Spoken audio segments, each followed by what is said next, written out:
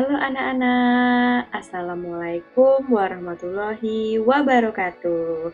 Bagaimana kabar kalian hari ini? Semoga kita semua sehat, selalu dalam lindungan Allah Subhanahu wa Ta'ala.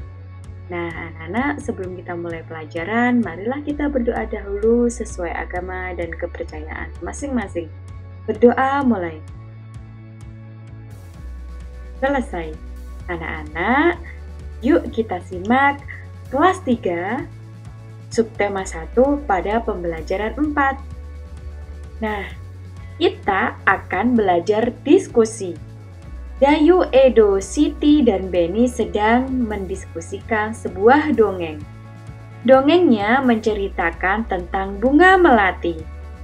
Bunga melati ukurannya kecil dan berwarna putih. Baunya harum dan menyegarkan. Bunga melati digunakan dalam tradisi suku-suku di Indonesia. Berbagai suku menggunakan bunga melati dalam pernikahan dan tarian. Setelah berdiskusi, mereka akan memerankan tokoh-tokoh yang ada pada dongeng. Bacalah dongeng berikut ini. Diskusikan karakter yang ada dalam dongeng tersebut. Bunga melati yang baik hati. Di taman bunga kerajaan tumbuh berbagai macam tanaman bunga yang bunganya sangat indah. Para putri senang sekali memandang dan menciumi bunga melati. Hal ini menimbulkan kecemburuan dari bunga-bunga yang lain. Putri 1 berkata, "Wah, indah sekali bunga-bunga di taman istana ini." Putri 2, "Hei, lihat bunga melati itu. Warnanya putih bersih dan harumnya semerbak memenuhi taman ini." Putri 1 menjawab, Aroma melati memang harum. Aku sangat menyukainya." Bunga sedap malam berkata, "Aku tak habis pikir, mengapa para putri suka sekali dengan dirimu."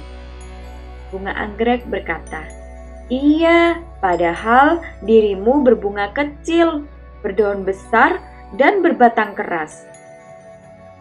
Bunga mawar biru menjawab, "Walaupun engkau harum, namun mudah layu jika dijadikan pajangan di vas bunga. Karena pasti akan terlihat jelek sekali jika sudah layu dipajang di sana."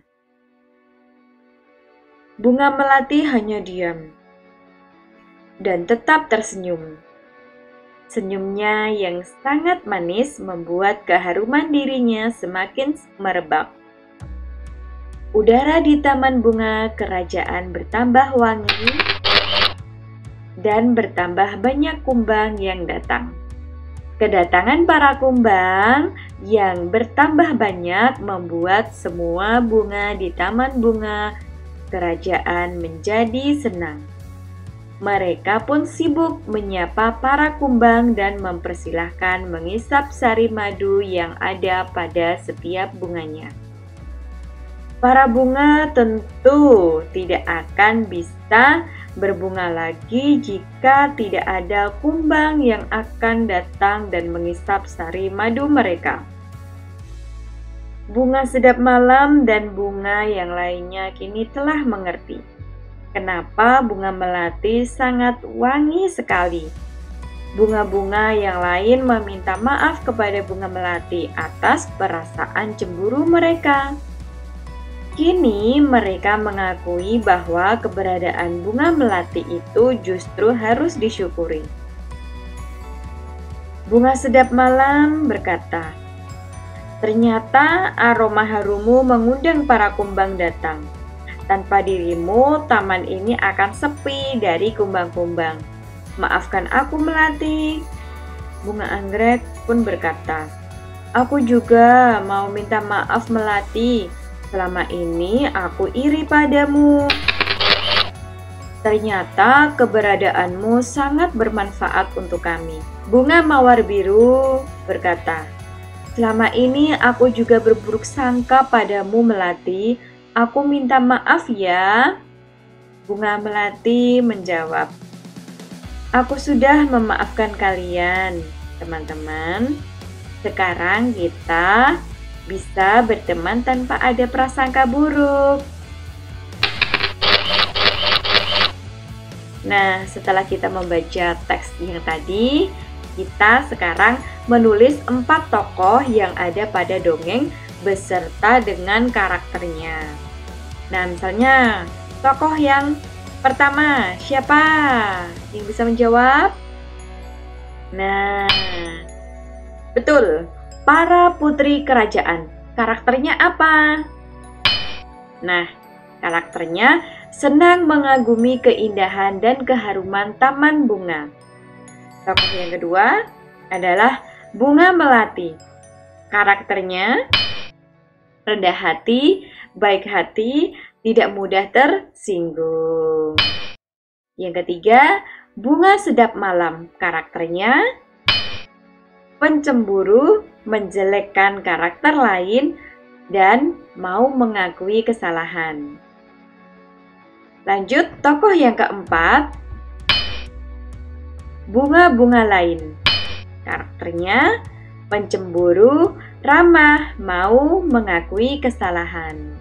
Nah, setelah kalian mengetahui tokoh dan karakternya, kalian jadi tahu siapa saja yang ada di dongeng tersebut dan karakternya bagaimana. Sekarang saatnya memerankan tokoh-tokoh yang ada pada dongeng tersebut. Lakukan bersama kelompokmu. Anak-anak bisa memerankan tokoh itu kepada orang tua, kakak, dan adik. Jadi terserah kalian mau dengan siapa saja juga boleh. Nah, sekarang sekarang kita bercerita. Salah satu manfaat tumbuhan adalah untuk keindahan. Di rumah Dayu banyak bunga yang ditanam dalam pot. Dayu senang merawat bunga-bunga dalam pot. Suatu hari Dayu merasa bingung. Ia telah memecahkan pot kesayangan ibu. Ia ingin meminta maaf kepada ibu, tetapi takut dimarahinya. Bagaimana seharusnya Dayu bersikap? Nah, pernahkah kamu melakukan kesalahan? Apa yang harus dilakukan setelah melakukan kesalahan? Benar, ketika kita melakukan kesalahan, sebaiknya meminta maaf. Dengan meminta maaf, kita akan merasa lega. Hubungan dengan orang lain akan tetap baik. Untuk meminta maaf diperlukan keberanian. Anak-anak pemberani akan meminta maaf jika telah melakukan kesalahan. Kemudian ceritakan pengalamanmu meminta maaf kepada teman. Nah, setelah membuat cerita kepada teman meminta maaf, sekarang kita mencoba. Manfaat tumbuhan selain memberikan oksigen juga untuk tempat berteduh. Di bawah pohon yang rindang, kita akan merasa segar dan sejuk. Kita dapat terlindung dari sengatan sinar matahari. Dayu dan teman-teman di kelas 3 melakukan kegiatan olahraga. Lapangan di sekolah Dayu cukup teduh karena ada beberapa pohon rindang di sekitarnya. Mereka melakukan gerakan seperti gambar berikut. Yuk kita ikuti gerakannya. Badan berdiri tegak. Rentangkan tangan ke samping. Putar tangan ke depan 3 kali. Dan putar ke belakang 3 kali. Nah. Badan berdiri tegak, rentangkan kedua tangan ke atas, liukkan badan ke samping kanan dan ke kiri. liukkan badan ke atas dan ke kiri atas, dan liukkan badan ke atas, melentingkan badan. Nah, kegiatan terakhir adalah kegiatan bersama orang tua. Orang tua dan siswa menanam bunga melati di pot. Semangat anak-anak! Nah, cukup sekian penjelasan dari Bu Ida. Bila ada kurangnya, mohon dimaafkan. Kita akhiri pembelajaran kali ini dengan berdoa. Berdoa mulai. Selesai. Anak-anak, bila ada kurangnya, mohon dimaafkan ya. Wassalamualaikum warahmatullahi wabarakatuh.